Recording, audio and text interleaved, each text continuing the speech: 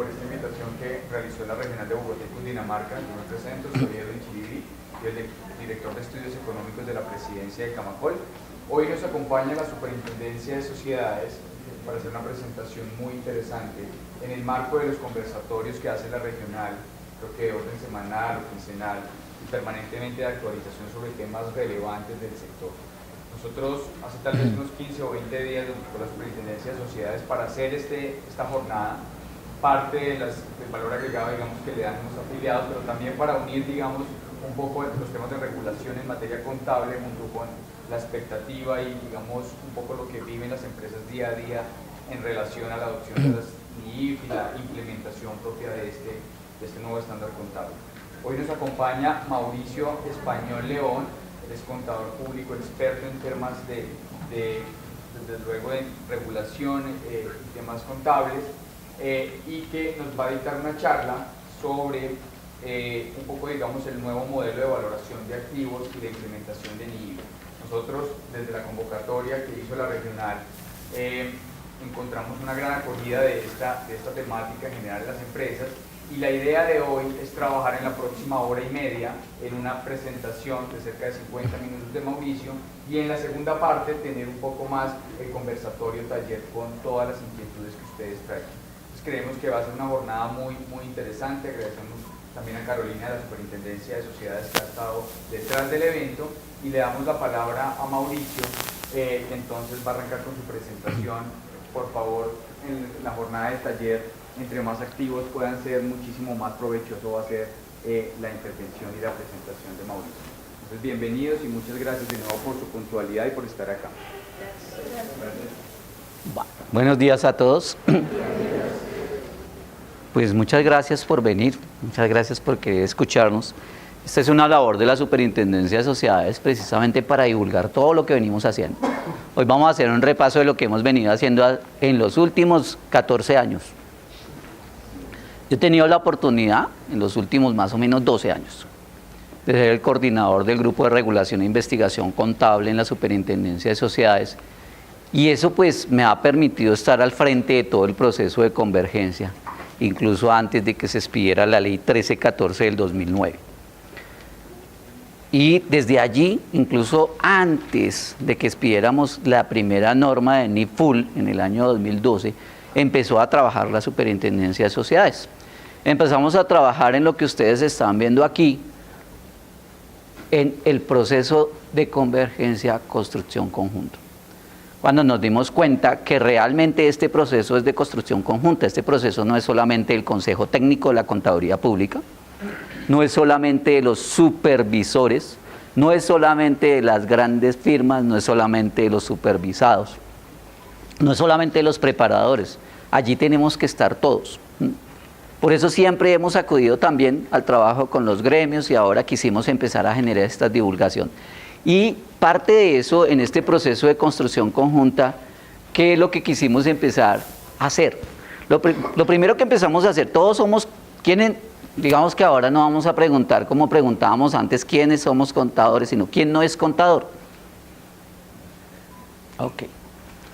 Economistas, administradores, abogados, ¿no? Bueno, entonces casi que el auditorio, en otros auditorios somos el 100% contadores, pero bienvenidos y gracias por estar participando aquí, y queremos incluir más otras profesiones y otras profesiones. Siempre hemos dicho desde el principio que este proceso no debería haber sido solamente del contador público, sino que debería haber empezado desde el administrador, desde el gerente, desde el presidente, desde los ministros, pero al final descansó todo el tiempo y ha descansado todo el tiempo sobre sus hombros contadores públicos. ¿Cómo hemos generado esta iniciativa de construcción conjunta? Lo primero que hicimos, y ustedes saben que la mitad estábamos hoy podemos todavía estar divididos, ¿no? Todavía unos de acuerdo con las normas internacionales y otros no. Todavía unos, oye, ¿por qué no volvemos a nuestro amado PUC 2650 y a nuestro amado 2649, que nos tenían esa zona de confort hace 30 años, ¿cierto? 30 años con las mismas normas, ¿cómo no íbamos a estar en una zona de confort? Entonces, cuando llegó todo este proceso, no solamente los que estábamos en la zona de confort, sino también muchas personas con muy valiosos argumentos, pues estaban en contra también de esa internacionalización y eso de la globalización y demás. ¿Qué hicimos nosotros? Generé esta iniciativa para sentarnos todos en unas mesas de trabajo antes de que empezaran a llegar las normas, y en julio del 2014 ya estábamos discutiendo esto en una gran convocatoria que hicimos en Medellín de orden nacional, de todo tipo, los que estaban de acuerdo, los que no estaban de acuerdo, los de la derecha, los de la izquierda, y aquí estamos hablando, para quienes no son contadores, no estamos hablando de política, sino de nuestro gremio contable, unos de derecha, otros de izquierda, unos que se oponen a la internacionalización, otros que están en favor. Y allí ya empezamos a discutir estos temas, mira. No teníamos todavía normas, estaba la ley 1314 y estábamos ya discutiendo aseguramiento, discutíamos ahí cuál iba a ser el futuro de la profesión contable, qué iba a pasar, si realmente íbamos a tener o no una transformación empresarial. Y ahora, antes de empezar esta sesión, estábamos hablando el impacto que tenemos ahora con la presentación de información, no solamente para el preparador, sino para el usuario de la información. Un usuario de la información que venía también 30 años en esa zona de confort, en un banco o con una licitación parametrizado en un computador, toda la 11, toda la 12, toda la 51, la 22, y sacaba todos sus indicadores y llegaban en los estados financieros y él sacaba el análisis del crédito o sacaba los puntos que le da una licitación, ¿cierto? Y ahora le llegamos con el estado de situación financiera que ni siquiera tiene el resultado del ejercicio. ¿Y qué hace? ¿Se pone a llorar? No. ¿Se desespera? No, eso ya lo pasamos. Ya. El punto del desespero, del llanto, ¿sí? Ese es el impacto que estamos teniendo en el usuario. Entonces, ese era el futuro de la profesión contable. El futuro de la profesión contable está aquí, miren. Y qué bueno que esté lleno el auditorio. Porque ¿qué pasó también? En ese momento, muchos que estaban a 1, 2 o 3 años para pensionarse, pues se pensionaron. Chao, chao, yo me voy con el 2649, el 2650. Otros dijeron, llegó el momento que yo estaba esperando, hace años pensaba en mi retiro para irme a cultivar las maticas y generar, ¿sí o no? ¿No? Otros, yo ya había comprado la finca, estaba pensando en el retiro y me fui. Otros más se están especializando. ¿Especializando en qué? Algunos con tributaria, algunos con información financiera, y esperamos que algunos se especialicen en la parte de aseguramiento. ¿Sí ven? Eso era pensar en lo que iba a ser el futuro de la profesión contable. Lo que sí siempre dijimos es, no nos va a quedar grande. Vamos a estar dentro de 5 años en un escenario en Camacol, en donde vamos a tener 100 contadores diciéndonos y discutiendo normas internacionales. Hace 5 o 6 años, o cuando se firmó la ley 1314, hablábamos de inversiones en asociadas, en negocios conjuntos, hablábamos de estado financiero combinado, hablábamos de control sobre un patrimonio autónomo o la integración de una operación a través de un vehículo separado en la contabilidad. No, hoy sí ya podemos hablarlo abiertamente, de esas cositas vamos a hablar un poco hoy. Relaciones del Estado con los usuarios, y ese era el relacionamiento que tenían estos supervisores, los ministerios, el Consejo Técnico, que de alguna manera también es Estado, y cómo iba a generarse ese relacionamiento con los usuarios a partir de esto. Y empezamos a presentar también los primeros análisis de impacto. El primero con el ESFA. En el segundo encuentro que ya hicimos aquí en Bogotá, empezamos a hablar ya de normas de aseguramiento de la información. Para el año 2015 ya teníamos grupo 1, ya teníamos grupo 2, ya teníamos grupo 3, ya había pasado el ESFA del grupo 1, entonces podríamos presentar los primeros análisis de impacto también. Empezamos a ver también cómo se iban a tomar las decisiones en las empresas con la nueva información financiera. Y empezamos también a hablar del gobierno corporativo yendo hacia lo que iba a ser la preparación y presentación de información financiera. Como ya estábamos para el año 2017, y si uno empieza a decir, ¿de cuándo es la ley 1314? 2009. ¿Cuántos años han pasado después del 2009? O sea que 9 años, 10 años que tenemos este proceso de convergencia, podríamos decir ya somos expertos, 10 años con el proceso de convergencia, desde que salió la ley ya sabíamos hacia dónde íbamos, ¿no? Entonces nosotros dejamos de hacer el tipo de análisis de impacto general, global, de pensar en cuál iba a ser el futuro y empezamos a mirar cuál es el presente. Y con ese presente, ¿qué empezamos a hacer? A hacer estos encuentros de construcción conjunta, pero con temas especializados. El año pasado decidimos hacer el primer tema especializado, ¿y cuál fue? Consolidación, combinación de estados financieros, pero es la preparación y presentación de un estado financiero combinado, no es combinación de negocios de NIF número 3. ¿Listo? Combinación de estados financieros y método de participación patrimonial.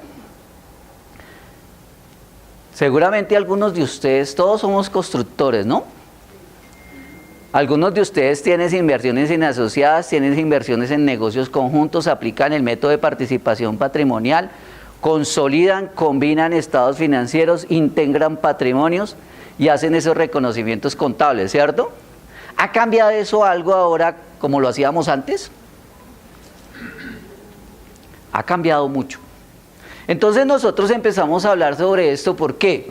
Porque como ahora tenemos el juicio profesional, todas las presunciones de subordinación y lo que se decía con respecto a control estaba o está establecido en el Estatuto Mercantil, Código de Comercio y Ley 222. La Ley 222 incluso es la que, olvidando nuestro 2649 en esa parte, la que nos indica que deberíamos aplicar el método de participación patrimonial, ¿no? Y empezó a haber controversia porque, mientras que la Ley 222, Ley de la República, dice todas las matrices o controlantes deben aplicar en las subsidiarias o deben contabilizar la inversión en sus subsidiarias aplicando el método de participación, ¿cierto? ¿Y qué dice NIF? Vamos a hacer esto como taller. ¿Qué dice NIF? Pues NIF te da las opciones. Y NIF full de una manera y NIF pyme de otra manera y te dice que esto puede llevarle al costo, al valor razonable o el método de participación patrimonial, ¿no?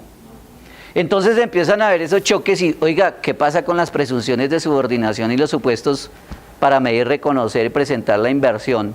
O los presupuestos para consolidar. Puede ser que yo sea matriz o controlante, pero no tenga los presupuestos para consolidar, como dice NIF 10 o la sección 9 de NIF para pymes, ¿sí ven?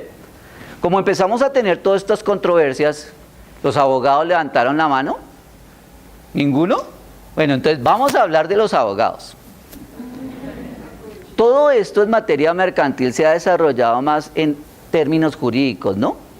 Y entonces allá te dice que si tienes el control tienes que ir a la Cámara de Comercio, tienes que registrarte en la Cámara de Comercio y ahora eres matriz con ciertas obligaciones y tienes que aplicar el método de participación, pero también puede ser grupo económico o puede ser grupo empresarial. Bueno, todo esto en materia jurídica. Cuando llega NIF, te trae toda una base conceptual muy amplia con respecto al poder, con respecto al control, con respecto a los presupuestos para consolidar y empieza como a generarse una confusión porque uno empieza a pensar, oiga, yo cuando tengo un patrimonio autónomo lo controlo, un consorcio, una unión temporal, un negocio conjunto. Si yo controlo, yo tengo que ir a la Cámara de Comercio a registrarme como controlante. Si yo controlo un negocio conjunto, o mejor, un consorcio, una unión temporal, porque si fuera negocio conjunto tendría el control conjunto. Yo hablo así porque todos conocemos los términos, ¿cierto? Y más ustedes que todos los días los están tratando en las constructoras.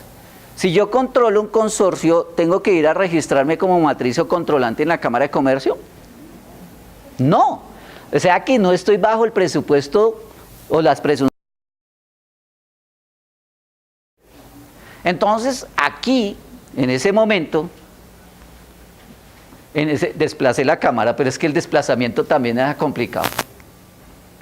En ese momento empezamos a ver muchas cosas entre lo jurídico, lo contable, el estatuto mercantil y toda la base que tenemos ahora para mirar poder, control, influencia significativa con respecto a NIF. Hicimos el evento con dos ejes temáticos, uno jurídico, en el que se generan todas estas discusiones, incluso hasta el concepto del control conjunto. Hay un concepto de control conjunto que solamente hasta que llega NIF se empieza a ver. Es concepto de control conjunto siempre hubo en Colombia, pero control conjunto societario. Y llegó el concepto de control conjunto contable con las normas internacionales y empezamos a tener problemas. ¿Y esto es lo mismo o esto es un choque que tenemos normativo? El control conjunto societario se puede explicar fácilmente. Esa es la pluralidad que tenemos en una matriz cuando ejercemos control. Fácil, ¿no? Pero más fácil con un ejemplo. Si yo soy una persona natural que tengo la mayoría con mis hijos en 10 compañías, yo no solo ejerzo el control, lo ejerzo con la participación de cada uno de ellos, ¿cierto? Entonces esa familia son varias personas jurídicas o varias personas naturales que conforman una sola matriz y tienen control conjunto. Ese es el control conjunto societario. ¿Tienen lo fácil? Entonces ahora nos pusimos a explicar todo eso y fue necesario empezar a explicar el control conjunto societario y el control conjunto de NIF y realmente cuáles eran sus diferencias. Dentro del evento también tuvimos el eje temático contable y en lo contable solo nos dedicamos a hablar de consolidación, combinación de estados financieros, método de participación y haciendo énfasis en cómo aplicarlo con NIF y qué hacer cuando lo tenemos es en contratos de colaboración. Por la estructura que tienen las compañías constructoras, nosotros sabemos que manejan todo esto. Por eso al final, si se quedan, vamos a hacer un taller del método de participación patrimonial. ¿Quiénes aplican método de participación patrimonial? Levanten la mano porque yo traje la lista de las sociedades. Ayer las estuve mirando. Y puedo empezar, bueno, ya como les dije, si yo empiezo a nombrar las sociedades, el representante no vino. Casi todos lo tienen. Casi todas las que hemos hecho el estudio lo tienen o lo deberían de estar haciendo. Entonces, ¿qué sucede con esto? Nosotros nos dimos cuenta que era necesario. Ustedes saben que nosotros también teníamos una circular del método de participación, que por supuesto ya está recogida. ¿Qué estamos haciendo? Hicimos un proyecto de circular nuevo que incluye todos los temas, que incluye el método de participación, consolidación y combinación de estados financieros explicando. Lo dimos a discusión pública, pero en la discusión pública ¿qué observamos? Nuevamente, 50.000 juicios profesionales, 50.000 interpretaciones que podían generar muchas controversias. ¿Qué optamos y estamos trabajando? Estamos trabajando una guía técnica de los 3 temas. ¿Qué es mejor para nosotros los contadores? Aun cuando tenemos que salirnos mucho ya también de eso y irnos mucho más a lo conceptual.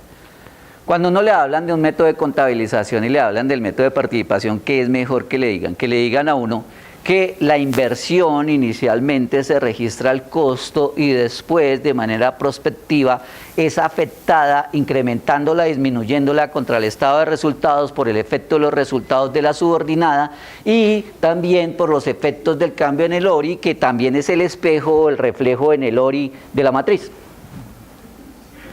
Eso decía la circular, eso dice la norma. Pero qué tan bueno cuando le dan a uno un ejemplo con numeritos, con registros de comprobante, con cuentas T, si se puede. ¿No? ¿Qué es mejor? La guía va a hacer eso. Pero adicionalmente, ¿por qué con NIF, el que aplica el método, tiene que tener cuidado porque hay varios conceptos que cambiaron en la aplicación del método? Porque también, cuando ustedes tienen una variación, la charla no es método de participación, sino es por contables. Cuando ustedes tienen una variación patrimonial en las ganancias acumuladas, esa nunca la tuvimos como variación con 2649 ni con 2650. ¿Bien?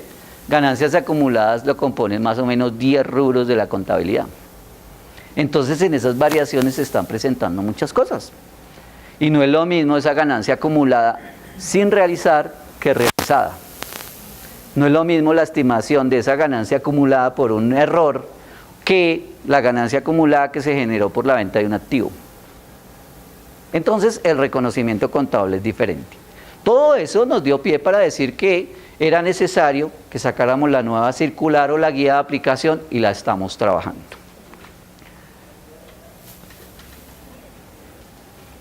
Tal vez a las constructoras les interese. Si aquí hay constructoras. Pero sobre todo si están aquí las constructoras que trabajan con esas carteras colectivas o a través de esos patrimonios autónomos. ¿Alguno trabaja con carteras colectivas, con patrimonios autónomos? Digamos que no estoy en el gremio de Camacol, si no hay aquí, yo me equivoqué hoy. Entremos al edificio que no era, Carolina. Porque no hay constructoras que manejen patrimonios autónomos y que también las... Ah, bueno, sí vinieron. Vamos a empezar a escribir en una hojita cada uno cómo hace su reconocimiento de ese patrimonio autónomo. Y eso es un llamado para el gremio también, como lo hemos hecho en otros gremios. El estudio que vamos a presentar a continuación incluso contiene una parte de activos biológicos que hoy no la trajimos aquí, porque no corresponde en este gremio. ¿A qué gremio le corresponde? Claro que algunos están incluyendo activos biológicos en todos los rubros, ¿no? Pero pues no corresponde aquí, aquí nos corresponde hablar de construcción y nos corresponde hablar de los patrimonios autónomos. Entonces yo voy a hablar de algo así: constructoras que constituyen patrimonios autónomos como carteras colectivas a través de las cuales llega el prometiente comprador y entrega unos recursos que después me transfiere el patrimonio autónomo para construir esos recursos. Y en algunos grupos, no digamos en cuáles, está la fiduciaria, el banco y la constructora, es el mismo grupo. No digamos cuáles, pero ¿vinieron? Entonces tenemos todo, ¿cierto? La constructora hace el proyecto, el prometiente comprador se va a la fiduciaria X y la financiación se la da al banco X y la constructora es X. Y todos son de la misma familia. Bueno, todos trabajamos igual porque esa es la forma de trabajar, de construir y demás. Pero entonces, ¿qué está pasando? Estoy llegando a hacer el análisis de la información financiera y entonces digo, bueno, un patrimonio autónomo vamos a reconocerlo en la contabilidad. Entonces, un grupo dijo, esa es una inversión en una asociada. Otro grupo dijo, no, eso es un negocio conjunto. Y otro grupo dijo, no, eso es una controlada, un patrimonio autónomo controlado. Y otro dijo, no señor, esto es un vehículo de inversión a través del cual yo estoy ejerciendo mi operación. Y es exactamente el mismo hecho económico. Porque tenemos 4 o 5 criterios de medición, reconocimiento, presentación y revelación, con la misma norma y con el mismo hecho económico. ¿Eso es correcto? Si me dicen que sí, paramos la presentación y empezamos a discutirlo todos. Eso no está bien hecho. Y hay que trabajar mucho a nivel del gremio y hay que trabajar. Y si ustedes quieren, algún día venimos aquí y hablamos sobre solamente esos patrimonios autónomos y esos reconocimientos, porque no es posible, no está pasando solamente aquí ni solo con ese hecho económico, que entonces como ahora es de juicio profesional, uno le dice, oye, ¿y ustedes por qué dicen que esto es una sociedad? Porque es mi juicio profesional. Y es que usted no me puede cercenar el juicio profesional. Oye, pero ese instrumento financiero no es un activo, ¿cómo usted lo pone como activo? Es mi juicio profesional. Y entonces es mi análisis y mi interpretación de la norma y el juicio profesional. Yo decía que el PUC, el plan de cuentas, nuestro amado PUC, ¿se acuerda? Que todavía seguramente muchos lo estamos manejando. Si estoy manejando en este momento el PUC, ¿es ilegal? No. Ni me dé miedo decir que todavía estoy manejando el PUC, porque todos estamos manejando un PUC. Seguramente lo estoy adecuando. Y decíamos nosotros en otra presentación, diferente es que llegue un supervisor y tú le muestres en la contabilidad que todavía estás llevando la 17 cargos diferidos, proyectos y eso, ¿cierto? Eso es diferente. Pero yo puedo haber hecho la adecuación completa de mi plan de cuentas, ¿cierto? Porque ahora yo no hago una presentación contable, sino una presentación financiera. ¿Listo? Entonces, decíamos con referencia a esos juicios profesionales. El PUC parecía que había sido la cárcel del juicio profesional. Porque se dijo, no es obligatorio el PUC y nos liberamos. Se liberó el juicio profesional. Pero entonces ese juicio profesional no se fue así, sino todo el mundo dispara conceptos, todo el mundo dispara interpretaciones. ¿Sí? Miren, yo les voy a decir algo que tuvimos con las sucursales de sociedades extranjeras. Las sucursales de sociedades extranjeras, todo el dinero que llega a Colombia de sus matrices es a través de inversión suplementaria del capital asignado. Capital asignado un poquito, inversión suplementaria, que es un rubro por una reglamentación especial de cambios internacionales que solo existe en Colombia, Banco de la República. Siempre ha sido patrimonio. Llegaron las normas internacionales y uno dijo que era activo, el otro dijo que era pasivo y el otro dijo, no, me mantengo en el patrimonio. Las normas internacionales cambian las importaciones, las exportaciones, el giro de divisas, cambian las reglas del Banco de la República, cambian las reglas del cambio, de cambio internacional, dolarizan la economía. Pues no cambian la operación. La norma internacional les cambió a ustedes esa operación que hacen con el patrimonio autónomo. La norma internacional los impactó tanto que dijo, uy, esto cambió toda la operación. No, pero sí les cambió todo el criterio del reconocimiento contable.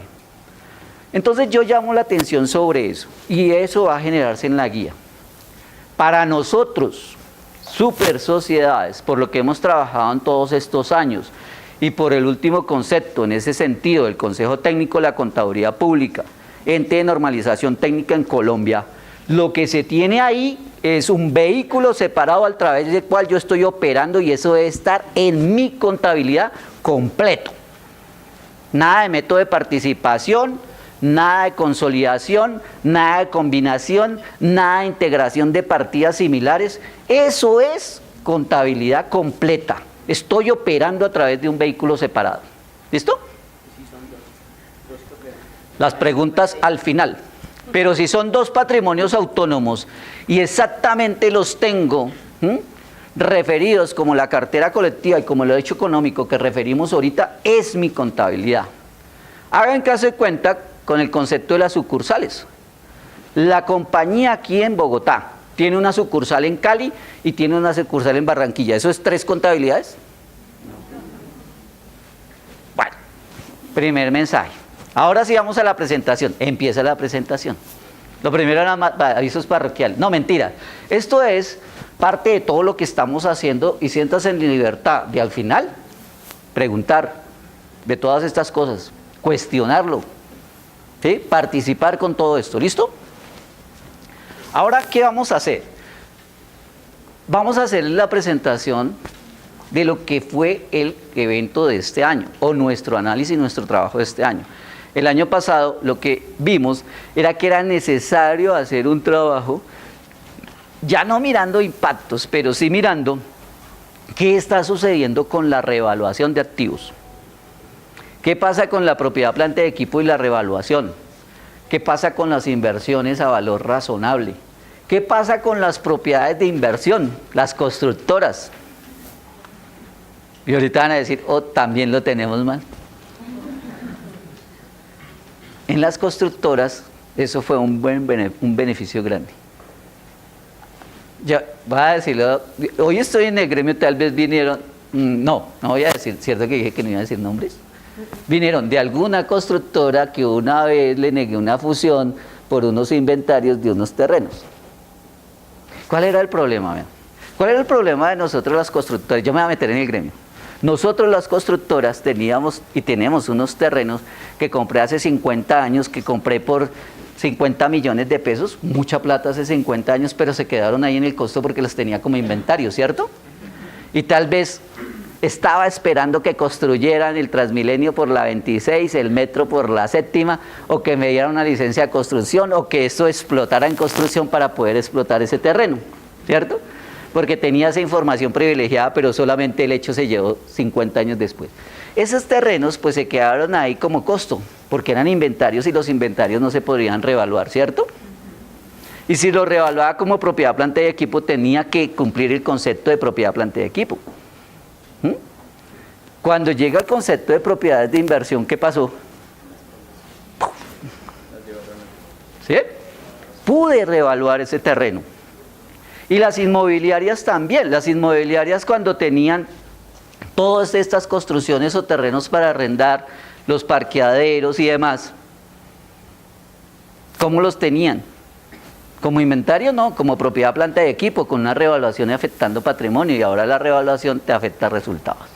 Entonces también hicimos un análisis de propiedades de inversión y, como les dije, también de activos biológicos. Esa parte de activos biológicos no la trajimos aquí, pero es bien interesante.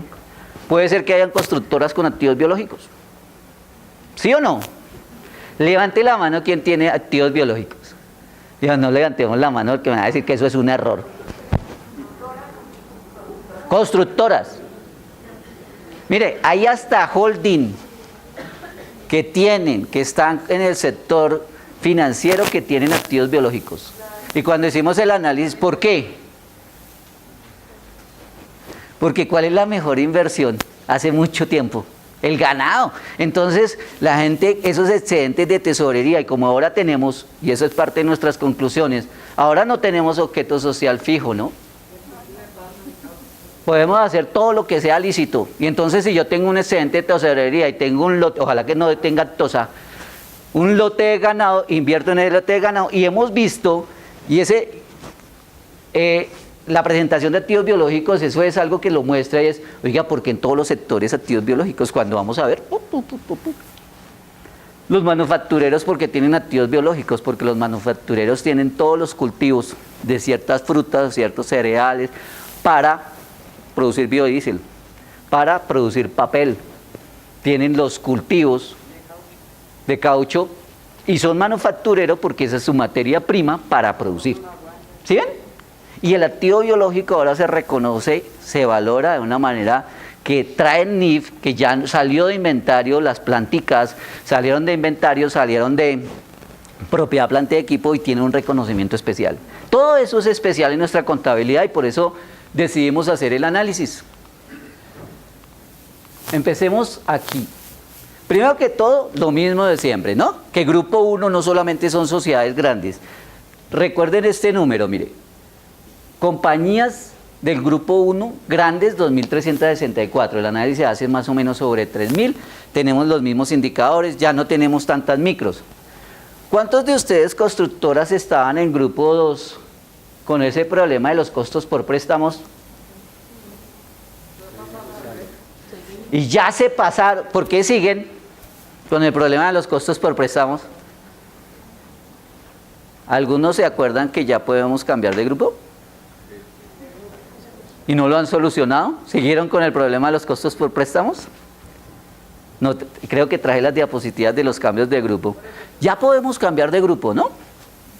Entonces, los que estábamos sufriendo con los costos por préstamos porque estábamos en grupo 2, nos vamos a pasar al grupo 1. Ahora al final, que me interesa es a mí, como contador y como super sociedades, alguno de ustedes me puede contar qué hicieron en ese paso con todos esos costos por préstamos que tenían causados como grupo 2 y ahora cómo los pasaron a grupo 1 y qué tipo de ajuste hicieron. ¿Quién me va a regalar eso? ¿Quién me va a decir cómo lo hicieron? Ahora sucede que ninguno se cambió. Hace un minuto todos se habían cambiado, ahorita ninguno se cambió. Es interesante eso también mirarlo, ¿no? A ver cómo fue que nos cambiamos y qué tipo de ajustes hicimos para volver a salir con otro grupo. Naturaleza jurídica de las empresas. Aquí, mira, ya no estamos hablando de impacto, sino estamos hablando de principales variaciones, ¿no? Principales variaciones que tenemos en activos, en pasivos, en patrimonio. Porque ya no hablamos de análisis de impacto, ya estamos con NIF hace 3 o 4 años. Aquí solamente para significar que estos valores ya volvieron casi como que a la normalidad. Y ustedes saben que cuando reevaluamos, cuando nos acomodamos, cuando nos equivocamos en el ESFA, entonces modificamos ESFA, modificamos estados financieros, ahora estamos en la era de los estados financieros reexpresados, entonces reexpresamos información. Pero adicionalmente la evaluación de las propiedades de inversión y de la propiedad, planta y equipo, unas me afectaron patrimonio, otras me afectaron ingresos y me dispararon las utilidades. ¿Bien? Activos biológicos y propiedades de inversión tienen ese impacto en la contabilidad, que el método del valor razonable sugiere que el reconocimiento contable no se haga en una cuenta separada en el patrimonio por revaluación, sino que vaya como un ingreso directamente a resultados. Entonces todo eso disparó todos estos indicadores y todos estos movimientos. Ahora cuando hablábamos de indicadores, me preguntaba, oiga, ¿cómo vamos a hacer? ¿O ya se ha normalizado esto de los indicadores? Pues seguramente no, porque todavía el usuario de la información no entiende mucho, se le perdió el resultado del ejercicio, en algunas cosas se le perdió la utilidad operacional, se le perdieron los otros ingresos, ya no hay reconocimiento en la presentación de información financiera, por lo menos quienes la estamos presentando con norma internacional en XBRL de otros ingresos, ¿sí ven? Miremos propiedad, planta y equipo. Propiedad, planta y equipo, para los que conocimos el 20... Ahorita ya viene la generación que solo conoce NIF, ¿no? Todavía estamos en la generación que conocimos 2649. ¿Qué era lo favorito en el 2649 en nuestra contabilidad? ¿De qué no nos queríamos desprender de nuestra contabilidad? Ni nuestros dueños de las empresas, y sobre todo para las licitaciones y para mostrar solvencia y para mostrar un patrimonio fuerte. Las valorizaciones. Y estaban respaldadas por el artículo número que es el 2649. Por aquí lo dijeron. 64, párrafo, para que digamos que somos expertos. Tú dices que era, como ya nadie se acuerda del 2649, entonces puedes decir, artículo 64, párrafo 7, línea 3 antes de la coma. Y vayan, búsquenlo. Si no le pega, digo, estaba cerquita. Es que yo era experto en 2649 y me estoy volviendo experto en NIF, entonces estoy olvidando un poquito el 2649. ¿No han oído esas referencias así de NIF? ¿Quién trajo las NIF? Full. ¿Quién trajo el decreto 2420? Miren por favor, el decreto 2420, anexo número 1, NIC número 1, párrafo 25. Determinación de hipótesis de negocio en marcha. Experto en NIF. Si hubiera yo hablado hace unos años así, no hubiéramos traído a los chilenos, a los argentinos, a los venezolanos, a los peruanos, ¿sí o no? Estaba uno sentado allá y hablaba un chileno, un venezolano, un argentino haciendo unos expertos en NIC y nosotros ignorantes, solo en 2649. Escasamente me sé el artículo 64. Cuando hablaban así, era que decían, son los expertos. Y nosotros aquí, pobrecitos, nosotros con esta cosa internacional. Porque también nos quedamos con que es el principio local. Y lo internacional era el internacional. Hoy yo ya estoy sonando internacional. ¿Por qué? Porque llevo 4 o 5 años bregando con ese párrafo, con esa misma NIC, para sacar el estatuto contable de sociedades en liquidación. Y si en 4 años no me lo aprendo, la cosa es cuando llegue una enmienda y lo mueva. Menos mal que las enmiendas no los mueven, ¿no? Los borran, pero que hay el párrafo. Entonces ustedes van allá y dicen, párrafo en blanco. Ah, no, pues que ese era el párrafo de la hipótesis de negocio en marcha y una enmienda lo borró. Pero él queda ahí. Lo favorito eran las valorizaciones. Y el impacto que queríamos ver es qué está pasando con la revaluación de propiedad, planta y equipo. ¿Por qué? Porque todo lo que se movía lo revaluamos. ¿Y eso por qué? Porque la norma obligaba. El artículo 64 me obliga a revaluar y a valorizar cada 3 años, y sagrado cada 3 años, la propiedad, planta y equipo, y se nos volvió costumbre. ¿Sí o no? ¿Por qué no hizo valor si ya pasaron 3 años, usted tiene mal registrados en su... Tú me podrías decir hasta misa diciendo, no, es que mantienen su valor y darme todo. No, la norma dice que cada 3 años tienes que hacer avalúos, ¿sí? Entonces nosotros hacíamos cada 3 años los avalúos, y entonces ahí lo más importante eran las cosedoras, las perforadoras, los computadores, los tapetes, los backing, las cámaras, ¿sí o no? Y métale valorización a todo eso. Y entonces el patrimonio llegó a concentrarse casi que en todas las sociedades, por lo menos en las muestras nuestras, 70-80% del patrimonio eran valorizaciones. Y cientos de miles en valorizaciones. Cuando las empresas se quebraban, vayas aquí a vender todas las cosedoras, las perforadoras. Entonces, en una liquidación, que era lo primero que se iba, todas esas valorizaciones. ¿Y en dónde está toda esta propiedad, planta de equipo? ¡Qué valioso! Allá está en ese montón, mire, por chatarra pesado vale tanto, lo que valía miles de millones de pesos en la contabilidad. ¿cuál ha sido el impacto ahora con norma internacional? Mire, primero impacto. Solamente hicimos análisis de terrenos, edificios y maquinaria. ¿Por qué? Porque no perdimos el tiempo con lo demás. Se tomó conciencia. Prácticamente ya nadie está haciendo esa evaluación de muebles y enseres. Ahora sí, ahí digámosle los nombres técnicos. Muebles y enseres, equipo de oficina, e incluso dejaron de hacer muchas de vehículos. Se está tomando conciencia. No se está haciendo esa reevaluación. Claro, algunos dirán, no sabe que yo no lo hago, es porque como ahora toca depreciarlo. Entonces me tocaría subirle el valor a la perforadora y pasarla por resultados. Eso tiene sus beneficios, ¿no? Que las normas nos muestren esas realidades. Pero digamos que aquí todo lo hicimos bien, porque dijimos, es que vamos a usar los activos y el retorno de lo invertido, el costo de esos activos es por el uso y no pienso venderlo ni aprecia su valor en el tiempo. Es consumible. Entonces dejaron de hacer ese tipo de revaluaciones. Miremos en propiedad, planta y equipo qué ha pasado. Lo primero, impacto de usuario. No los que estamos aquí. Aun cuando yo les dije que estaba viendo constructoras, ¿no? El diligenciamiento de la información. Tenemos mucho problema. Así como el usuario tiene problemas para entender la información, no se está entendiendo cómo diligenciar la información. En muchas ocasiones son los mismos rubros, pero como le cambiamos los colores y las denominaciones, entonces con XBRL, yo no sé XBRL, pero XBRL es un informe. Pero miren, les cuento lo que está pasando ahí. Primero tenemos que hacer mucho esta labor de divulgación, mucho trabajar el supervisor y el supervisado en esos talleres de diligenciamiento, sobre todo en activos o en reconocimientos de activos que para nosotros son nuevos. Propiedad, planta y equipo no es nuevo. Pero, por ejemplo, en propiedad, planta y equipo, solo para mostrarles un caso, hay un concepto que se llama plantas productoras. ¿A quién se le ocurre que es plantas productoras? Ay, claro, me da tanta pena contigo, pero ¿alguien me puede conseguir un vasito de agua? ¿Quién se le ocurre que es plantas productoras? Hagamos que está, vamos, voy a entrar ahora sí en el salón como docente. ¿Qué es una planta productora? Señor, frutos, o sea que es un activo biológico, ¿cierto? ¿Qué es un activo apto? Los activos aptos, costos por préstamos.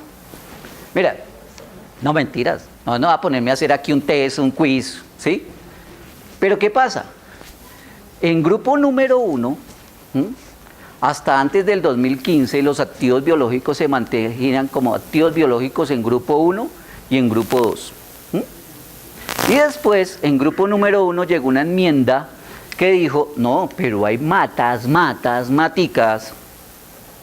que producen más de un año, más de una cosecha, y que realmente producen ese tipo de frutos. Y hay árboles frutales y demás que realmente son propiedad, planta y equipo, que yo no puedo llevar como plantas productoras.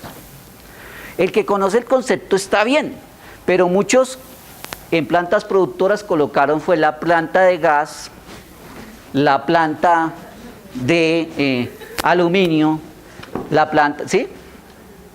Y entonces tú vas a hacer este análisis y nos sacan en los reportes 8 billones de pesos una compañía. Y de hidrocarburos y minas. Plantas productoras. Pues claro, metió toda la planta de producción para producir, no sé, níquel. Entonces, el diligenciamiento de la información se está teniendo problemas. Se está teniendo problemas, ¿por qué? Porque, y ahí sí nos hacemos responsables nosotros los supervisores, pero también todos nosotros los contadores, porque el auxiliar no certifica el estado financiero. ¿Quién certifica el estado financiero? Entonces, si yo llamo a esta compañía de hidrocarburos y minas y les digo 8 billones, ¿le va a echar la culpa al auxiliar? Entonces yo le digo, y cuando usted firmó la información, ¿se dio cuenta de ese error craso? Y esto está afectando toda la información. El diligenciamiento inadecuado está afectando todos los análisis, todos los estudios. Esta información se va para la DIAN, esta información la toma impuestos distritales, esta información la toma el Banco de la República para hacer el balance. Y si toda esa información mal diligenciada genera todo esto, ¿sobre qué indicadores estamos trabajando? Entonces, por eso es que yo les digo que a veces, analizando esta información, nos toca escribirle una cartica muy amable a ustedes para que nos cuenten qué está pasando. Y empezamos a tener ciertas dificultades. Entonces, lo primero que llamamos la atención es el diligenciamiento adecuado de la información. Y vamos a tener que empezar después, desde 5 o 6 años, a ajustar algunas tuerquitas a ver qué es lo que está pasando. Porque no se está poniendo cuidado al diligenciamiento de la información. ¿Listo? Ahora, en el diligenciamiento de la información, pues es tan diferente a lo que presentábamos antes, a pesar de que esto es un formulario de columnas, filas, pero ahí conceptualmente es muy diferente, financieramente es muy diferente. Ahí es donde necesitamos contadores, financieros, representantes metidos en el diligenciamiento de una presentación adecuada de la información. Eso es lo primero que podemos llamar la atención sobre lo que está pasando en el diligenciamiento. Y ahora, cuando vamos a ver el estudio, pues miren, ya hay 442 compañías de las 900 compañías que analizamos aquí del grupo 1 que no están revaluando, que se van a costo. En terrenos ya decidieron no revaluar, ¿sí ven? Antes esto era 1 o 0. Ponle, antes si eran 1000 compañías, 999 revaluaban los terrenos y una no lo hacía. Y esa 1 era especial porque empezó hasta ahora o se le olvidó el 2649 o estaba aplicando una norma de otro país. Pero hoy ya tenemos estas relaciones, miren. Ahora, ¿qué también sucede con terrenos, construcciones y maquinaria? Que debo decirlo, muchos utilizaron costo atribuido, ¿sí? Y después decidieron no reevaluar. Pero otros tantos también del grupo 2, como cuando empezó la implementación, no los iban a dejar reevaluar, utilizaron costo atribuido, modelo del costo y ahí se quedaron. Pero las evaluaciones están aquí y seguramente después puede ser que cambien su política. Los impactos, principales impactos, miremos el que nos interesa. En construcción, la reevaluación y las empresas que se llevan al costo no es tan importante como en otros sectores, por lo menos en terrenos. ¿En dónde esperarían ustedes aparecer por aquí? Estaban pensando. Edificios, igual, reevaluación, incluso son menos compañías las que están reevaluando construcciones, lo que conocemos nosotros construcciones y edificaciones, ¿sí o no? Menos compañías que reevalúan, son valores importantes, pero al costo el valor es mucho más importante. Y aquí los principales sectores que tenemos. Todavía tenemos un sector importante aquí como el inmobiliario, pero ¿qué es lo que está pasando? Todavía el sector inmobiliario está reconociendo propiedades de inversión que ustedes saben son bienes inmuebles únicamente, todavía lo está reconociendo como propiedad, planta de equipo. No todos les ha entrado el concepto de propiedad de inversión. La maquinaria muchísimo mejor, miren, prácticamente no se está reevaluando la maquinaria, miren, casi todo a costo. ¿Sí ven? Ya también se está dejando de reevaluar maquinaria. Miren este sector aquí de hidrocarburos y minas, la reevaluación y el costo. Hidrocarburos y minas es un sector que desde el principio de la aplicación de NIF eliminó todas las reevaluaciones, porque eso es lógico, porque todo lo que ellos invierten en maquinaria, construcciones, edificaciones y demás, ¿qué pasa?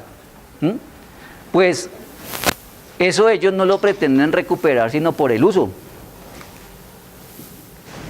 Gracias. Sino por el uso, ¿cierto? Entonces ellos dejaron de reevaluar y prácticamente todo es al costo. Miren, y ahí es donde empecemos a generar conciencia realmente. ¿Qué es lo que está pasando con eso? E hicimos esta tortica, miren, que también llama la atención. ¿Se acuerdan que yo les decía que las valorizaciones eran del 70 al 80% del total del patrimonio de los sectores? Mira ahora los porcentajes que tenemos. Eso en principio nos alegró. Y muy no, ya la revaluación y las valorizaciones no solamente son lo que componen el patrimonio. Pero cuando empezamos a pensar que esto es solamente el superávit por revaluación, dijimos, ¿y en dónde está los ajustes al valor razonable de las inversiones? ¿Y en dónde está lo de los activos biológicos? ¿Y en dónde está lo de propiedades de inversión? pues pueden estar en diferentes rubros dentro del patrimonio. Pueden estar en el resultado del ejercicio, pueden estar en ganancias acumuladas o pueden estar como un componente de ORI. Conclusión, el análisis financiero que tenemos que hacer, incluso el contable, ahora es totalmente diferente al que veníamos haciendo en los últimos 30 o 40 años. La composición del estado financiero, y no solamente el estado de situación financiera, sino el estado de cambio en el patrimonio, el estado de resultados integral del periodo y los componentes de ORI, hay que mirarlos integralmente para hacer un análisis. ¿Sí ven? Ahora, en propiedades de inversión, lo mismo. Todavía tenemos dificultad en lo que se está generando de revelación. ¿Qué es lo grave de esto? Cuando yo les digo de los certificados.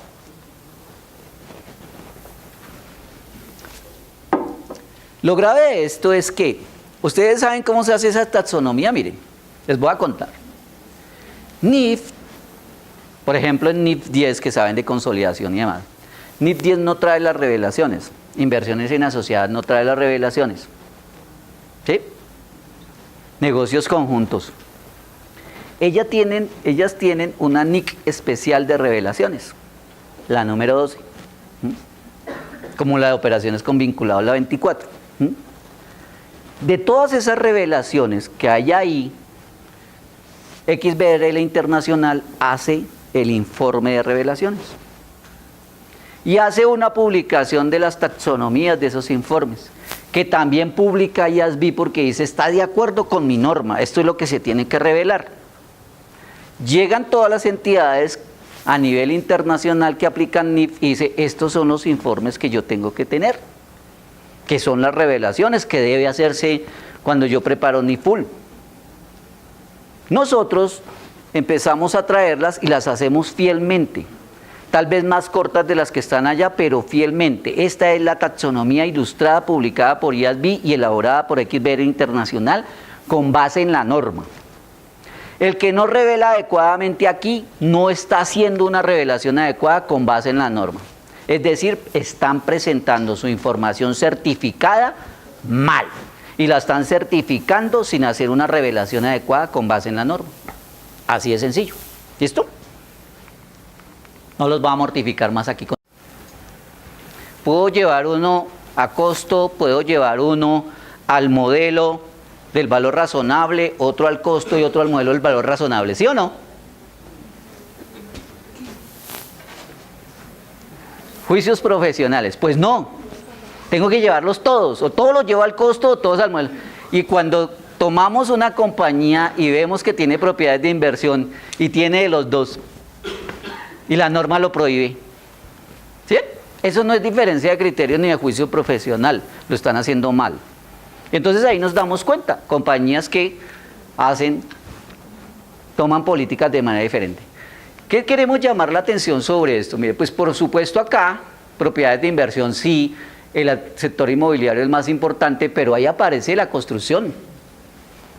¿Por qué? Porque ahí están todos, y esto es 1.8 billones de pesos. ¿Por qué? Porque ahí aparecen todos esos lotes que tenemos arrendados o todos esos lotes que están generando esa apreciación del valor que le decían plusvalía,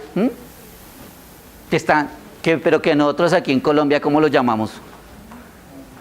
Como ya saben, ya estamos en norma internacional, en inglés hablamos plusvalía, hablamos de apreciación valor, pero tal vez el dueño de la compañía todavía le diga, ese es el lote de engorde, ¿cierto? ¿No? Claro, y tenemos que hablar técnicamente. Ahí aparece en construcción un reconocimiento importante. Tengan en cuenta lo siguiente. Y cuando estamos discutiendo esto en otros eventos y ha salido como conclusión, hay que generar una política adecuada de distribución de dividendos. Porque esta valuación o modelo del valor razonable afecta directamente a resultados. Y es decir que las maticas o el activo biológico o la propiedad de inversión que yo tenía en esos 50 millones, que después va a valer 5.000 millones, va a reflejar un ingreso de 4.800 o 4.900 millones de pesos en un periodo como ingreso. Y eso llegando a la utilidad, y si ustedes no tienen una política de distribución de dividendos adecuada, llegan allá a la asamblea y eso los socios, ¿cómo lo reciben? No, los besan, los abrazan, les dan los bonos, la mejor Navidad del mundo. Pero en enero, digamos, eso fue en marzo, en la asamblea ordinaria, y en abril distribuyen esos dividendos, y en mayo se liquida la compañía.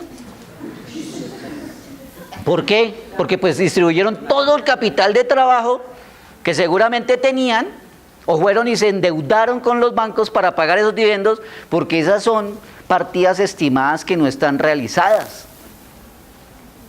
Y muchos han cometido esos errores porque no saben explicarlo, porque no saben llevarlo a la asamblea. Tal vez con el trabajo de los gremios y todo también uno pueda decir, oiga, somos el gremio, todos somos constructores, tenemos este problema, no podemos, en algunos casos, algunas compañías tenemos definida una política realmente de distribución de dividendos, ayúdennos con eso y empecemos a generar una política de distribución de dividendos del gremio para que todos los empresarios en todas las asambleas ordinarias y demás conozcan eso. Incluso los dueños de las compañías vienen acá y se les explica por qué es esa causación y por qué no se pueden distribuir eso si quieren continuar con la empresa. ¿Ven? Entonces tengan cuidado. Y no solamente en estos casos, sino todas las compañías deberían tener sus políticas de distribución de dividendos. ¿Cuántas partidas estimadas hay aquí que están afectando resultados? ¿Cuántas partidas no están en resultados y están realizadas? Que eso también hay que explicarle a los socios. Cuando yo vendo ahora un activo fijo revaluado, se realiza y no pasa por resultados. Está en ganancias acumuladas. Y eso se lo puedo distribuir al socio. Me va a tocar quedarme aquí hasta las 2 o 3 de la tarde para explicarles cositas. Pero si quieren ese concepto, eso ya está en la página de la Super. Cómo distribuir la ganancia acumulada realizada. Porque eso no pasa por resultados. ¿Listo? Por último, hicimos un análisis a otro rubro, a los instrumentos de patrimonio, inversiones en instrumentos de patrimonio a lo razonable. ¿Qué son los instrumentos de patrimonio? Todos saben, todos saben. Ahora que estábamos hablando de los socios, ¿qué es lo que tienen los socios como dueños de las compañías? ¿Qué los acredita a ellos como dueños? ¿Sí ve la cosa es que a veces nos metemos con la plusvalía, el inglés, el impairment, ¿sí? El fair value y todo eso, y se nos olvidan los conceptos locales. Y entonces la traducción de NIF dice instrumentos de patrimonio por todas partes. Y nosotros tenemos esas acciones, cuotas, partes de interés. ¿Y es que NIF cambió todo eso? No, esa es la traducción. Esos son los instrumentos de patrimonio. Entonces, esas inversiones, nosotros las inversiones que podemos decir, si tengo una inversión en una sociedad, puede ser que con esa inversión tenga el control, ¿cierto? Puede ser que con esa inversión tenga una influencia significativa. Puede ser que con esa inversión me genere un control conjunto, ¿cierto? Pero también puede ser que yo tenga la inversión del 5%, una inversión permanente que tengo ahí del 5%, es estratégica, lo que fuere. Tengo la inversión en Ecopetrol. Puede ser que tenga inversiones para especular o para mantenerlas ahí permanentemente. Entonces son todas esas inversiones que están generalmente menos del 20%, del 10%, el 8%, el 15%. Esas inversiones las puedo reconocer generando valuación al valor razonable de acuerdo con el modelo de negocio. Y para valorarla tengo que utilizar los 3 niveles del valor razonable. Y entonces, ¿cuáles son esos? Si están cotizadas en bolsa, ¿cierto? Si hay uno parecido, ¿cierto? Y si no están cotizadas, si no tengo uno parecido, si no tengo en el mercado una referencia, tengo que ir al tercer nivel. ¿Y el tercer nivel cuál es? El de la valoración por las tablitas mágicas. Esa tablita mágica en donde yo saco un índice o una tasa que si es el 5 se dispara, si es el 4 se contrae, entonces eso me genera la valoración. Hay muchos que han valorado Ecopetrol. Han valorado completamente compañías que están en el mercado público, porque como ya no pueden utilizar el valor intrínseco para registrar esa evaluación, entonces dijeron, esta empresa por esta se sentaron en el Excel, hicieron un ejercicio muy bueno y dijeron Ecopetrol vale tanto. Ya la nación no tiene que valorar Ecopetrol. Muchos inversionistas pequeñitos valoraron Ecopetrol para reconocer eso en la contabilidad. Y como eso afecta el resultado, el valor razonable, nosotros dijimos, ¿qué es lo que están haciendo? Miren, esta bobadita, 861 empresas de ese grupo número 1 presentaron casi 38 billones de pesos en ese tipo de inversiones. ¿Por qué? Porque no se hacen valoraciones adecuadas. Con el valor intrínseco, por lo menos uno tenía esa seguridad, ¿no? Lo certificaba el revisor fiscal y eso era lo que estaba en la contabilidad y así fuera valor patrimonial y no fuera tan acertado. Pero entonces ahora que nos dan juicio profesional, para mí Ecopetrol vale tanto, para mí Ecopetrol vale tanto, y en una valoración en Excel les da que una compañía vale 100.000 millones y en la otra vale 150.000 millones. Todo para saber cuánto vale el 0.0003% de la inversión que tengo allá. Y entonces esas valoraciones llenan esto así de los estados financieros.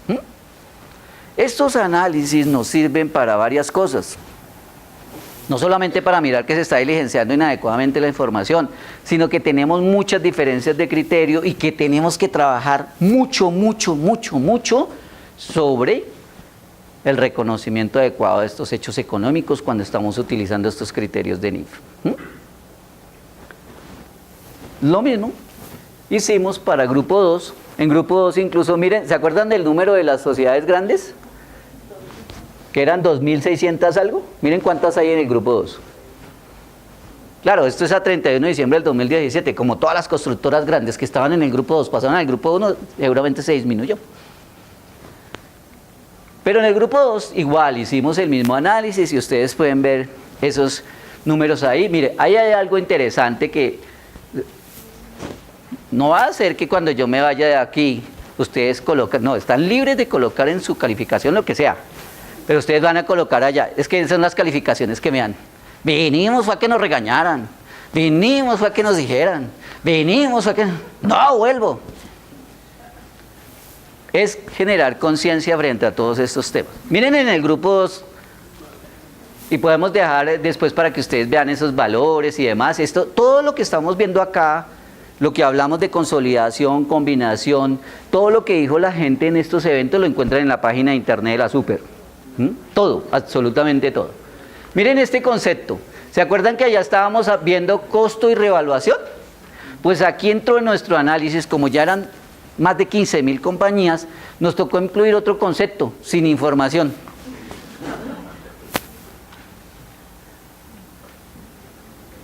Y miren, casi 4.000 compañías no escriben nada. ¿Y cómo haces cuando estás haciendo un análisis, cuando eres banco, cuando necesitas información como DIAN? Y yo se lo repito porque es que eso es lo que todavía duele, ¿no? Si DIAN va y recoge todos esos estados financieros e impuestos distritales, recoge todos los estados financieros, hay diferencias entre los ingresos reportados y entre lo que reporté en la declaración de renta, nos escriben. Entonces, miren ese concepto. Casi 4.000 no escribieron nada. No revelan nada. Y un estado financiero, siempre ha sido así. El estado financiero, el balance, digamos, balance con 2649, aun cuando eso realmente ni quita ni pone. Balance con 2649, sin notas, siempre nos enseñaron que eso era mudo y no servía para nada, ¿cierto? Pero por lo menos venía con la 11, la 12, la 1205, la 120505 si yo pedía a nivel de subcuenta y eso, ¿sí o no? Ahora que NIF tiene unos estados financieros mucho más resumidos, sin notas, ¿para qué sirve? Si el otro no servía para nada, ¿le provoca a uno risa? Ahora sí, pero le da a uno una cólera cuando está haciendo estos análisis y sale esto así que uno no puede hacer nada. Mirad, cuando yo digo que aquí hay representados, pongámoslo así, 8, 13, 14 billones de pesos y la mitad no revela, ¿cómo hago yo el análisis? Entonces, miren qué está pasando. Ahora, ¿qué podrían decir? Ah, como grupo 1 fue el que empezó primero como grupo 1 es el que sabe, como grupo 1 es el que tiene todos los recursos para poder hacer revelaciones adecuadas, porque como estos son muchas revelaciones, y son 2.600 grandes en grupo 1 y 3.000 y pico en grupo 2. Grandes. Porque es que sinónimo de grupo 1 no es sinónimo de grande, y ustedes lo saben. O quienes están en grupo 2, constructoras, se sienten menos que los que están en grupo 1. Pues no. Y licitan al mismo tiempo y pelean por ese mercado al mismo tiempo y compiten al mismo tiempo porque pueden hacerlo, ¿sí o no? Bueno, esto realmente era lo que les queríamos mostrar. Esto es lo que genera también en propiedades de inversión, las mismas valores, pero pues un número de sociedades mucho más grandes, casi que en los mismos sectores. Y generamos estas pocas conclusiones, aun cuando podrían ser muchas. Pero en estas pocas conclusiones, ¿qué decimos? Al 5 de junio, que tomamos como fecha del análisis, casi el 90% de las empresas están presentando. Eso es positivo. Y ustedes también pueden ver lo positivo. Y ¿cómo es posible que lo que veníamos, si veníamos presentando información con PUC hace 30 años, porque teníamos índices del 75-80% de recesión, y ahora, ¿por qué se presenta de mejor forma? Porque ahora sí se cumple con la presentación de la información. ¿Sí? Algunas empresas presentan dificultad en el diligenciamiento de los informes, así como en la selección de los mismos. No solamente en la revelación, sino a quienes a ustedes se les presentó o se les ha presentado el inconveniente de saber si es un estado financiero consolidado, si es un estado financiero separado, si es un estado financiero individual, si es un estado financiero combinado o si es un estado financiero separado principal. Pasamos de 2 estados financieros, consolidado individual, a 5 estados financieros. Y entonces cuando ustedes van a escoger o a pedir la autorización de la entrada a la super, dicen, oiga, yo soy un grupo, no voy a decir nombres nuevamente, sino, a ver, me imagino un grupo de otro país. Soy un grupo que tiene una holding, que al tiempo tiene una constructora, tiene un banco, tiene una fiduciaria, pero entonces en la constructora yo controlo el patrimonio autónomo. Tengo 2 consolidados. Súper, 2 consolidados. Y presentaron 2 consolidados. Y cuando hicimos el análisis de consolidados, salieron 1.000 consolidados. Después de que nos presentaban 450. Y vamos a ver, oiga, esta gente porque está presentando 2 y 3 consolidados, si es que en los grupos el criterio es un solo consolidado. Y tal vez si tiene de patrimonio o lo integran en su contabilidad o es un estado financiero separado. Entonces ahora tenemos muchos estados financieros separados también de sociedades que no son controlantes. ¿Por qué? Porque el separado se da cuando yo tengo una inversión en una asociada o en un negocio conjunto. Pero eso todavía está generando dificultad y en eso todavía se tiene que trabajar y tenemos que analizar muy bien nuestra información y el estado financiero que estamos presentando, porque yo no creería que el contador y el revisor fiscal preparen y presenten al máximo órgano social un estado financiero individual y cuando vayan a la super pidan la entrada del separado.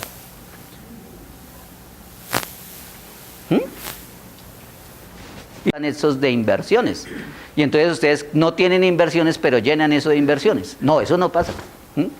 O peor, tengo el separado, lo presento así a la asamblea y voy y le digo a la super, el estado financiero que le voy a presentar es el individual. Y cuando le despliega el individual, ustedes no encuentran cómo relacionar sus inversiones al método de participación, porque en el individual no existe. Entonces hay que tener mucho cuidado, ¿sí? Empresas que pertenecen a un mismo sector económico desarrollan la misma actividad, seleccionan diferentes bases de medición, es lo que veníamos hablando. Hay marcadas diferencias entre ni full y ni pyme en muchos conceptos, aun cuando digan que no hay asimetrías y el Consejo Técnico de la Contaduría Pública todavía dice que no hay asimetrías. ¿Por qué? Porque dice que cada uno define sus políticas y dentro de la definición de sus políticas debe mirar el modelo de su negocio y lo que realmente muestra su realidad económica, financiera y contable. Pero sí hay asimetrías. Hay asimetrías como que unas normas permiten una cosa, otras no permiten otra cosa. O no había asimetría cuando unos llevaron los costos por préstamos capitalizados y los otros los llevaron a resultados. No era una compañía con el mismo efecto, con la misma norma, pero lo mismo, pero distinto, presentando su información, una impactando resultados y la otra no. La posibilidad que tienen las compañías de dedicarse a diferentes actividades, ¿sí es lo que les digo? Eso dificulta todos los análisis. Porque antes teníamos un solo objeto social, ¿no? Claro, eso era difícil leerlo. Eran 8 páginas del objeto social, pero era único. Pero era que dentro de esas 8 páginas yo tenía que decir todo lo que iba a hacer. Porque si salía y vendía chatarra y ahí no decía dentro del objeto social, entonces me decían, se extralimitó en el objeto social. Y eso ha evolucionado tanto dentro de los negocios que ahora, ¿cómo dice el objeto social? ¿Cómo dice cómo dice para traducir puedo hacerlo todo? Toda actividad lícita. Entonces hoy puedo coger el terreno y arrendarlo. Soy inmobiliario. Mañana cojo el terreno y lo construyo. Soy constructor. Pasado mañana construí y vuelvo a arrendar, porque eso era un edificio de apartamentos y yo no los voy a vender, sino los voy a arrendar. ¿Sí ven? Diferentes actividades, diferentes formas. Y en una fui al sector inmobiliario y en el otro al sector constructor y me volví al sector inmobiliario. Eso dificulta los análisis, dificulta las cosas. Y una quinta, que es todo el trabajo lo que nos obliga a nosotros como servidores públicos de hacer un trabajo conjunto con nuestros usuarios, seguir trabajando conjuntamente hasta que logremos realmente una presentación razonable, como lo hemos hecho. Les decía yo a ustedes, hace 5 años podíamos tener esta reunión. Hace 5 años uno venía aquí y hablaba de eso. No, yo estaba sentado allá también. Venían los expertos.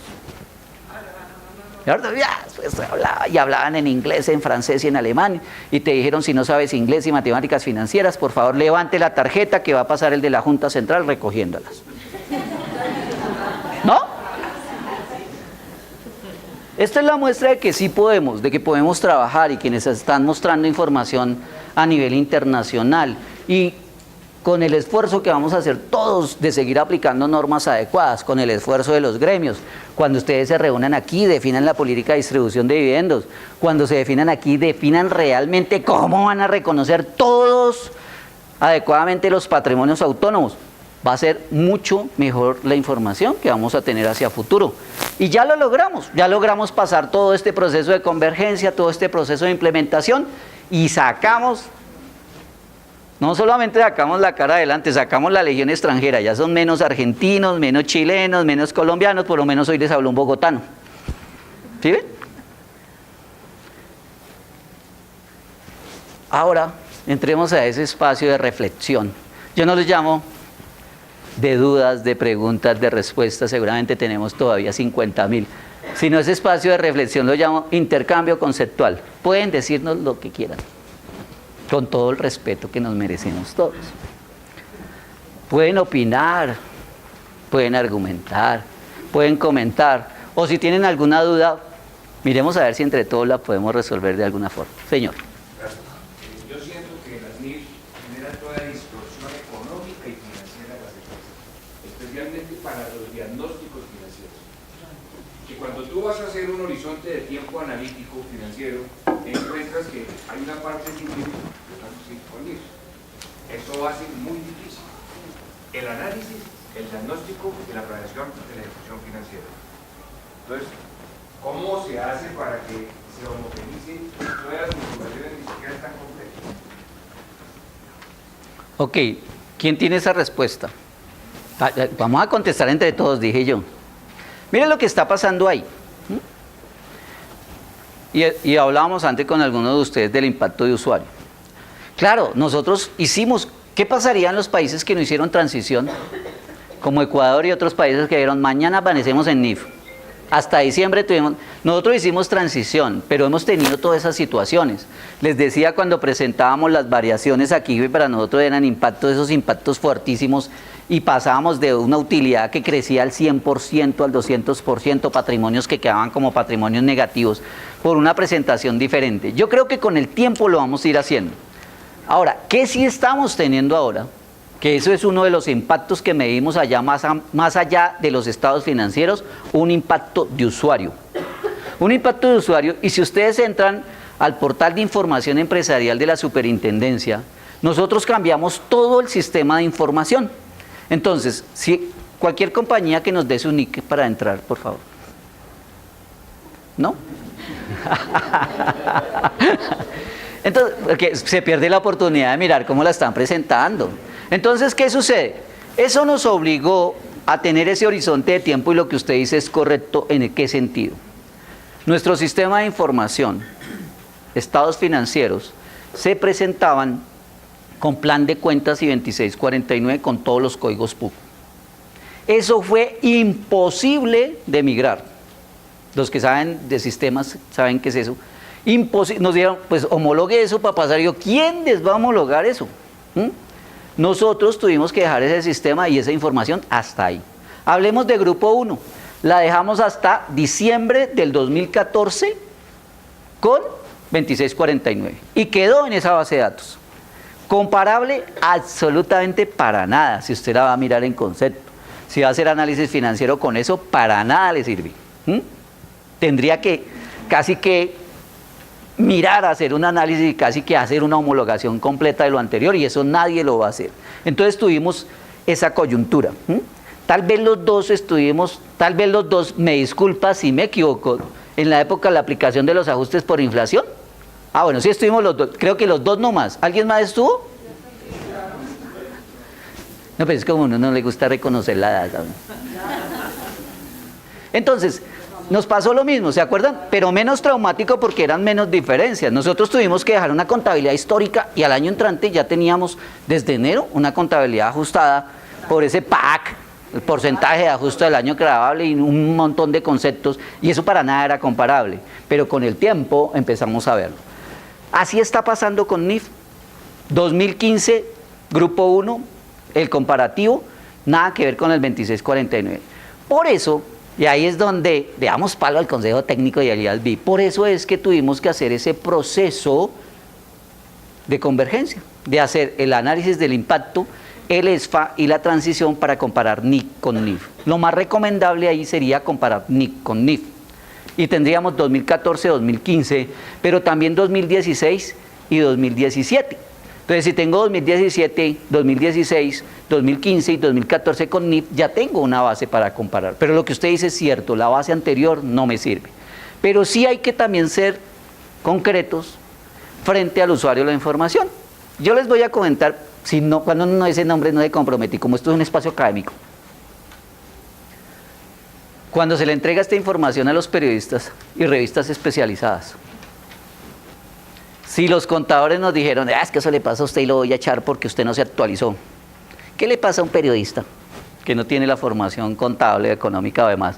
Y ellos también tenían todas las parametrizaciones para decir, mire, crecieron, mire, subieron. Pues el impacto de usuario. Muchos rubros no estaban, lo que veníamos hablando.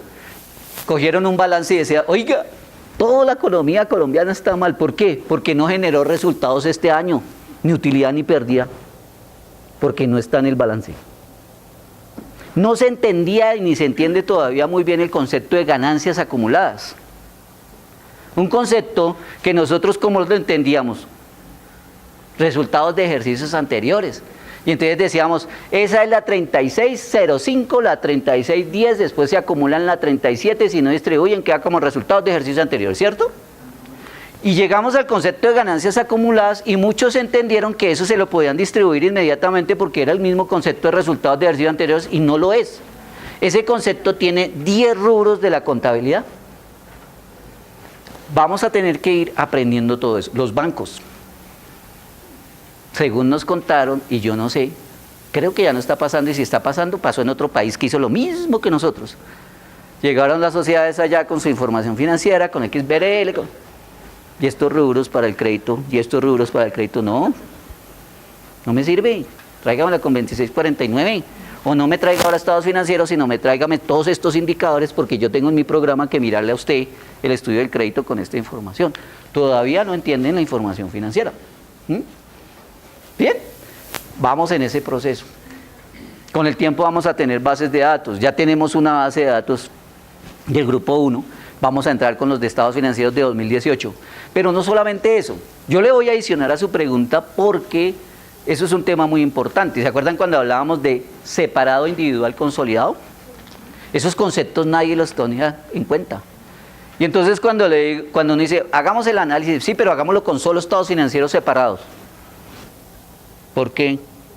Porque es que yo quiero hacer solamente un análisis de inversiones. Y en el individual no hay inversiones. ¿Sí? O quiero hacer un análisis del estado de resultados integral y efectos en ORI, entonces tengo que integrar separado individual. Y ustedes entran al portal de información empresarial de la Super y tienen que tener todos esos datos. Tienen que saber si la compañía presentó un separado, si la compañía presentó un individual, si la compañía presentó un NI plena, si la compañía presentó un NI pyme. Nosotros en estos informes al principio, ¿qué nos tocó hacer? Las mismas grandes grupo 1, las mismas grandes grupo 2. Porque son diferentes y tienen asimetrías. ¿Sí? En los diferentes análisis de impacto también, ahora mismo los hemos venido integrando, pero ¿qué nos ha significado? Hacer un mapeo completo de lo que veníamos presentando antes con lo que presentamos ahora. Tal vez no es la solución, tal vez no es la respuesta. Creo que con el tiempo vamos a perder esas asimetrías y vamos a tener mejor información. Pero lo cierto sí es que los análisis de información no pueden hacerse de ninguna forma como se venían haciendo antes. De ninguna forma. Como referencia que la charla se va a enfocar en activos, ya nos hablaste de toda la parte de propiedad planta del flujo maquinario, nos das un tema de los intangibles. Y digamos en el sector constructor, como hablamos personalmente de la compañía, cuando se hacen ciertos análisis de las normas técnicas a aplicar en Colombia, a veces se hacen necesarios ciertos estudios que aplican específicamente para ciertas estructuras. Mi pregunta es, si estos estudios son certificados, digamos, y patentados para la compañía como tal, ¿se podría manejar como un intangible? Bueno, hablemoslo claro y concreto. ¿Quiere saber si el intangible formado al que se le efectuó un estudio técnico se puede incluir en la contabilidad? ¿Listo? Pues ni con principio local ni con normas internacionales. La respuesta es no, no, no. Si había un concepto en el que estuviéramos nosotros alineados entre 2649 y norma internacional, era este: el no reconocimiento del intangible formado.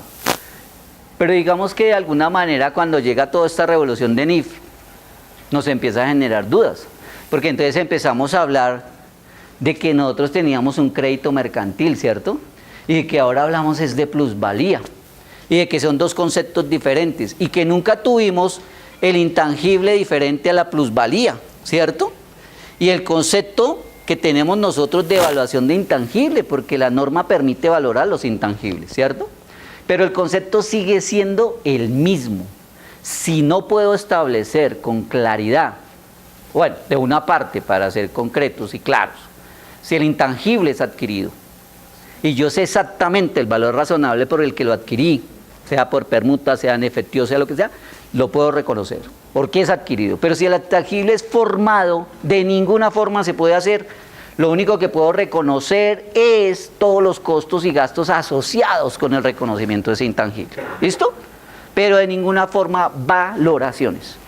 Y como antes, eso no quiere decir que nos sirva a esos precios como una referencia que me permite a nosotros, o que me permite después venderlo. Si quisiéramos ver eso y la bondad que tienen y por qué las normas contables todavía lo mantienen, tendríamos que ver NIF número 3, combinaciones de negocios, que es la forma en la que surgen esos intangibles cuando yo adquiero un negocio, y no solamente en una fusión. Para decirlo rápidamente, y eso va a ser, ¿cuántos temas llevamos para las próximas reuniones aquí? No sé. Cuando tú adquieres una compañía, combinación de negocios, te puedes adquirirla y utilizar la norma no solo para la fusión, sino cuando adquieres el control. Con esa adquisición puedes haber adquirido ese intangible, que el otro no lo conoció nunca porque no pudo reconocerlo el formado. Y ahí es donde surge la plusvalía. Y eso es donde surge en el estado financiero consolidado. Por eso el estado financiero consolidado es tan importante. Tengo una duda, digamos el tema de las constructoras viene de la derogación de la NIC 18 y la NIC 11, ¿cierto? Y surge Las que se fueron, las que les están diciendo adiós. Y las consumidoras NIC 15, fuentes por cobrar por contratos, ¿cierto? Dentro de este tema, esta norma habla sobre la capitalización de unos costos mientras se genera la asociación del ingreso.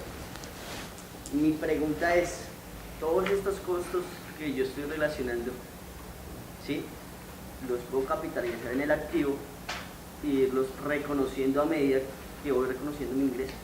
Ahora, mire, ese es el principio de causación. Yo no debería tener el principio de causación con el principio de asociación. Reconocer cuando se causa el ingreso, cuando yo lo voy a, realmente tengo concreto de que lo voy a percibir, no solamente hasta la caja, y ir asociándolo en el estado de resultados, el ingreso y el costo, ¿cierto? Pero realmente esto va mucho más allá y la complejidad que está generando este cambio de la norma es bastante amplio, ¿sí? Porque ya no tenemos la norma de contrato de construcción, ya no tenemos la norma de ingresos generales operacionales, sino una sola norma que recogió estas dos. ¿Qué les decía yo? Realmente en cada uno de los negocios, y tal vez aquí, en el mismo gremio, podrían discutirlo hasta con el Consejo Técnico. Yo les recomendaría que esas cosas las discutan con el Consejo Técnico. Mire, el Consejo Técnico está dispuesto a ir. Si ustedes van a tener dificultades no solamente con esta, sino con el reconocimiento que tenemos ahora también de los arriendos con NIC 16. Son dos normas que van a tener un impacto muy fuerte. Aquí en Bogotá hicimos sesiones completas de esos impactos. Se llama las sesiones del Comité Técnico del Sector Real. Todas esas discusiones están en la página del Consejo Técnico de la Contaduría Pública. Fue tan importante que se va a hacer una en Medellín, se va a hacer una en Cali, se va a hacer una en Barranquilla, porque el efecto del reconocimiento de los ingresos, aun cuando no en todos los sectores, va a cambiar, o mejor, ya cambió. Y hacia futuro, el reconocimiento de lo que nosotros llamamos leasing, también cambió totalmente, que son, ahora se llaman los arrendamientos financieros, ahora todos prácticamente son arrendamientos financieros, y el impacto es bastante grande. Lo que tú esbozaste aquí es lo que nosotros conocemos de causación y asociación, pero va mucho más allá, y es una norma que apenas estamos estudiando en su impacto. Incluso este año ustedes van a tener el mismo informe de la superintendencia, va a ser el mismo. Decidimos nosotros no hacerle ninguna modificación, va a ser con otra versión, pero exactamente igual, porque decidimos también tener una plataforma estable. Nosotros sí dijimos, necesitamos una plataforma estable porque todos los años nos llega una enmienda. O sea que, digamos, en el nuevo XBL que se reporte en el 2019, no va a ser... No vamos a hacer modificación, va a ser exactamente igual. ¿Por qué? Porque también consideramos que ninguno se anticipó a aplicar la norma. Y si se anticipó alguno, se me sale de la muestra, no. Si se anticipó alguno, seguramente nos va a hacer una revelación especial, pero por 1, 2, 3, 100, no vamos a hacerle una modificación a un informe que va para 30.000 sociedades.